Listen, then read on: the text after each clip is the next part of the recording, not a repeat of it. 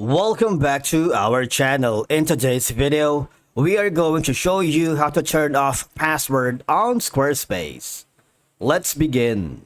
Now, the first thing that you need to do is to log in using your credentials. If this is your first time on Squarespace, I want you to click the sign up option. And from here, just follow the on-screen instructions and you're good to go.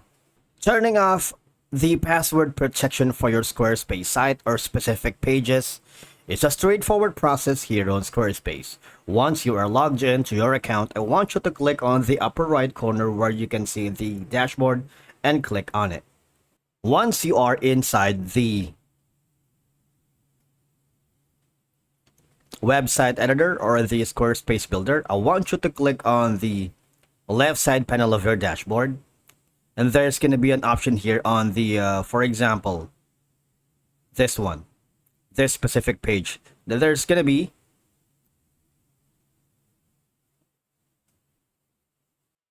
a forward button for there. Click on it. And for you to be able to turn off the password, there's going to be a cog icon setting here. Okay? Now, there's a password protected. If you have added a password, it's required to see this page. Users with the administrator or website editor role do not need a password. So all I have to do is remove the password from here if you put in the password. All right, so you can do all that in all pages that you have on the left side if it's password protected, especially for the member site. Now the next option is, now on the left side panel of your dashboard, I want you to click on the settings. This one on the bottom left corner, there's going to be another cogwheel icon settings, and that would lead you to the site availability.